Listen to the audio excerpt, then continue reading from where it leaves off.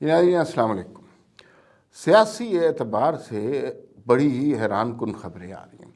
यूँ लगता है कि वो जो एक दूसरे की तरफ तलवारें सौंती हुई थीं, तलवारें दोबारा मयान में चली गई हैं और अब कुछ रावी चैन ही चैन लिख रहा है। ये खबरें मुख्तलिफ़ ज़राए से आ रही हैं। हतमी तौर पर कुछ नहीं कहा जा सकता, लेकिन कुछ है जो बैनुस्सतूर चल रहा है। बिटवीन द लाइन कहीं कहीं बात बन रही है, इसलिए कि आपने देखा होगा कि राना सनाउल्लाह ने अचानक ये कहना शुरू कर दिया कि बहरान टल गया है। और ये बहरान इतना बड़ा क्राइसिस क्रिएट हुआ था जुडिशरी के हवाले से, वज़ीर आज़म की ओहदे के एतबार से, और वो जो जंग चल रही थी जजेस की। तो क्या बहरान टल गया है? वाकई ये सिचुएशन है। फिर एक जियो पर ख़बर चली कि काजी फ़ाइज़ ईसा की और चीफ़ जस्टिस उमर अता बंदयाल साहब की मुलाकात हुई है। अच्छा, ये ख़बर किसी और चैनल ने कैरी नहीं की, लेकिन बहरहाल जियो पे चली है तो उन्होंने कुछ बावसूख तरीके से ही किया होगा। तो उसमें कहा ये मुलाकात 40 मिनट तक जारी रही है और उसके बाद कुछ मामला तय पा गए हैं कि अपने इदारे की हुर्मत को बरकरार रखना है और आपस के जो इख्तलाफात हैं उन्हें मंजर आम पर नहीं आना चाहिए। इस बात को रिलेट करें आप राना सनाउल्लाह वाली बात से, तो फिर इसका मतलब है जुडिशरी का बहरान टल गया है और इसका मतलब है कि इलेक्शन नहीं हो रहे, उस पर जुडिशरी कोई ज़्यादा जो है ख़ास रिएक्शन नहीं दिखाएगी और उस पर फिर आगे ये हुकूमत चलेगी और फिर इलेक्शन कुछ तजियाकारों के मुताबिक 2023 में होते नज़र नहीं आ रहे, ये इलेक्शन 2024 में होते नज़र आ रहे हैं।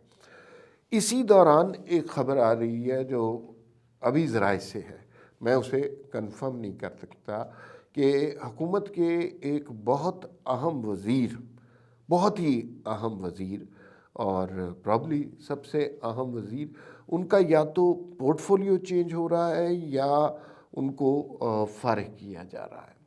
मैं नाम इसलिए नहीं बता रहा कि अभी ये बात कंफर्म नहीं, लेकिन ये बात जैसे बहरान टल जाने वाली बात है, बिटवीन द लाइन ये बात कहीं ना कहीं चल रही है। और ये बात इसका मतलब है कि अगर जुडिशरी ने और जो गैर जमहूरी क़ुव्वतें हैं उन्होंने 2 कदम पीछे हटे हैं, तो हुकूमत को भी कहीं ना कहीं घुटने टेकने पर मजबूर किया है। इस खबर की ताक में हम लगे हुए हैं और वो बड़ी खबर है, उसको वैसे नहीं कर देना चाहिए जब तक मुकम्मल तौर पर आपके पास शवाहिद और सबूत ना हो। तो लेकिन आप कुछ कुछ इस बात को समझने की कोशिश करें कि एक बहुत बड़े वज़ीर को, बहुत अहम पोर्टफोलियो वाले वज़ीर को फ़ारिग करने का या खुटे लाइन लगाने का मंसूबा बनाया जा रहा है और इसमें हुकूमत ख़ुद पेश है। हुकूमत के जो मामलात हैं, हम इस स्टेज पर पहुँचे हुए हैं कि ज़रा सी गलती भी किसी तरफ लेके जा सकती है मामलात को। या तो चीफ़ जस्टिस ऑफ पाकिस्तान अपने ओहदे पे नहीं रहेंगे या शहबाज शरीफ अपने ओहदे पे नहीं रहेंगे। और शहबाज शरीफ को फ़ारिग करना बहुत ही आसान है, वज़ीर आज़म को फ़ारिग करना तो कोई मुश्किल नहीं है, इसलिए कि सुप्रीम कोर्ट की तरफ से हुक्म आ गया है कि भाई आप इलेक्शन करवाएं। शहबाज शरीफ साहब कह रहे हैं इलेक्शन नहीं होंगे। उन्होंने बारीक गेम जो की है वो ये है कि वो अदालत में उन्होंने काबीना में ये फ़ैसला नहीं किया, वरना वज़ीर आज़म और काबीना पूरी फ़ारिग हो जाती। वो इस मामले को ले गए पार्लियामेंट में। अच्छा, पार्लियामेंट में ले जाने का फ़ायदा भी हुआ, वो इसलिए कि अब अदालत पार्लियामेंट को फ़ारिग नहीं कर सकती और पार्लियामेंट जो है वो सुपीरियर इदारा है जुडिशरी से, तो उसको चैलेंज नहीं किया जा सकता पार्लियामेंट की कार्रवाई को।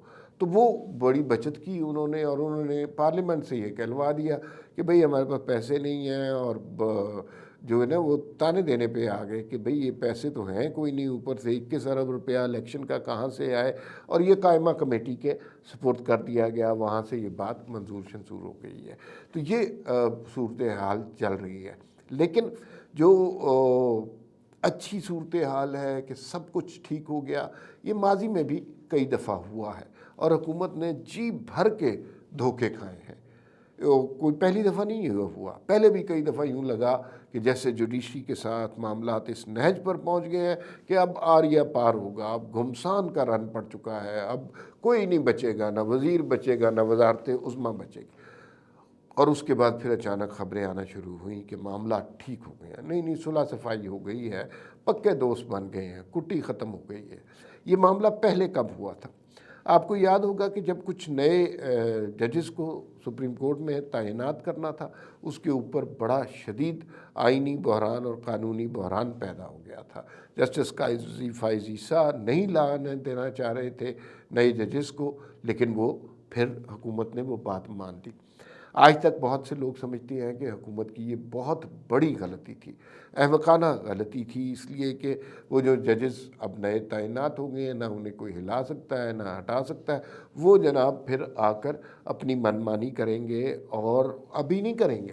یہ پلاننگ بہت آگے کی ہوتی ہے، 5 سال بعد کریں گے، 7 سال بعد کریں گے، 10 سال بعد کریں گے۔ جو اس سٹیج پر سپریم کورٹ میں سفارش سے کہہ لیں، دھمکی سے کہیں، دھونس سے کہیں، انڈکٹ کروائے گئے ہیں، تو آپ سوچ لیجئے کہ کچھ عرصے کے بعد وہ کن کے اشاروں کے اوپر چل رہے ہوں گے، کن کے توسط سے وہ مقدمات کے فیصلے کر رہے ہوں گے۔ اس زمانے میں بھی کوئی پاناما کا کیس آئے گا یا اس طرح کا کیس آئے گا، وزیر اعظم کی معزولی کا کوئی کیس آئے گا، تو یہی ججز وہ بنیں گے جو ثاقب نثار بنے، جو آصف کھوسہ بنے اور گلزار صاحب بنے۔ یہ وہ ٹولے اس طرح جمائے جاتے ہیں۔ اس زمانے میں بھی جب مان گئی حکومت کہ بھئی ہم ججز تعینات کر دیتے ہیں آپ کی مرضی کے، اپنے پاؤں پر خود کلہاڑی مارتے ہیں، تو پھر آپ جناب مزے سے آگے سب کچھ اچھا ہوگا۔